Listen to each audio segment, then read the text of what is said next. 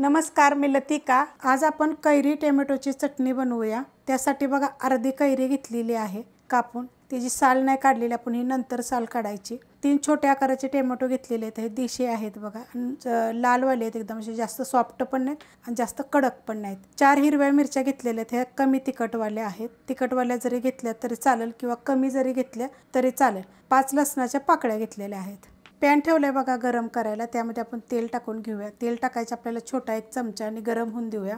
तेल बघा गरम झालेलं आहे आणि मी सगळीकडे पसरून घेतलेलं आहे। आता त्यात ठेवायचं आपल्याला टोमॅटो। रेसिपी बघितली की लाईक आणि कमेंट करा की तुम्हाला रेसिपी कशी वाटली ती। आता ह्याच्यामध्ये कैरी ठेवायचे, थोडी जास्त घेतली तरी चालेल, पण एवढ्या साहित्यासाठी अर्धीच ठीक आहे। मिरच्या आणि लसूण। आता ह्याच्यावर काय करायचं, आपल्याला झाकण ठेवायचं। गॅस आहे मीडियम, 1-2 मिनिटासाठी। 2 मिनिटं बघा झाकण ठेवलेलं आहे मीडियम गॅसवर। झाकण काढून घेऊया। आता हे आपल्याला पलटी करून घ्यायचं अशा पद्धतीने। आता हे झाकण ठेवायचंच नाही आपल्याला, थोड्या वेळानं हलवून घ्यायचं आपल्याला। पलटी उलटं करून घ्यायचं। वाटलं तर काय करायचं माहिती आहे का, गॅस करते बारीक आणि परत 1 मिनिटं ते 2 मिनिटं झाकण ठेवते। परत आपण 2 मिनिटं झाकण ठेवलं तर बारीक गॅसवर असं हलवत राहायचं सारखं। आता हे थोडंसं आपल्याला भाजलं पाहिजे, याला मी परत पलटी करून घेते काय असं। आता काय झाकणच ठेवणार नाही, असं थोड्या वेळाने ना बारीक गॅसवर उलटं करून चांगलं आपण ह्याला भाजून घेऊया। मस्त असे बघा भाजून घेतलेले आहेत, चांगले भाजले गेलेले आहेत। तुम्हाला जर अजून भाजायचे असेल का नाही तर अजून 2 मिनिटं जरी झाकण ठेवलं ना तरी चांगले भाजले जातात। आता हे मी काढून घेते एका प्लेटमध्ये।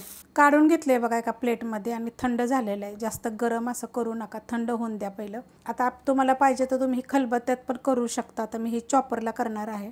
तर आपल्याला असं टाकायचं ह्याच्यामध्ये एक टाकून घेतलेलं आहे। आणि आता ही जी कैरी आहे ना, कैरीचं काय करायचं माहिती आहे का, चमच्यानं असा गर काढून घ्यायचा बघा। सगळं काढून घेतले बघा, आता हे टाकून घेऊया। ह्या सगळ्याचे ना छोटे तुकडे करून पण तुम्ही टाकू शकता, कारण हे काय माहिती आहे का, भाजल्यानंतर एकदम सॉफ्ट होतात तर लगेच होतात। तर ह्याला झाकण लावून घेऊया। झाकण लावून घेतले बघा, आता फिरवून घेऊया बघा, मस्त असे झालेले आहे। आता ह्याच्यात आपल्याला साहित्य टाकायचे, ह्यात टाकायचे आपल्याला चवीप्रमाणे मीठ।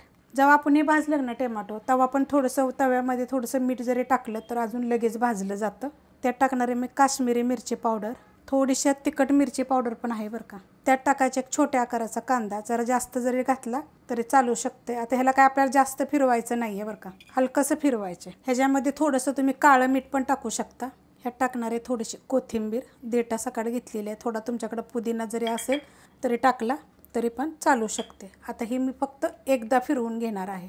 एकदाच फिरवून घेतलेलं आहे बघा किती मस्त अशी झालेली आहे। आणि असं चॉपर असला का नाही की झटपट होतं, जास्त वेळ लागत नाही आहे। जर तुम्हाला चॉपर घ्यायचं असेल तर त्याची लिंक पण या रेसिपी खाली भेटेल बघा। अशा पद्धतीत ही चटणी झालेली आहे। त्या गरमीच्या दिवसात काय होतं माहिती आहे का, जेवण जात नाही, असं काहीतरी वेगळं करायचं। चवीला तर इतकं छान लागतं ना, तुम्ही करून बघा अशा पद्धतीनं, मस्त लागतं एकदम। हमेशा तुम्हाला मी काहीतरी थोडंसं वेगळं तरी मी करून दाखवते। रेसिपी बघितली की नाही की लाईक आणि कमेंट करत जा, आणि शक्यतो ना तुम्ही कमेंट तर जरूर करत जा मला, म्हणजे मला कळेल की जे मी काही दाखवते तुम्हाला ती चवीला कसं वाटतंय, चांगलं वाटतंय का, तुम्ही करता का। तर अशा पद्धतीत बघा ही चटणी झालेली आहे। रेसिपी आवडली तर लाईक करा, सबस्क्राईब करा, कमेंट करा आणि शेअर बी करा।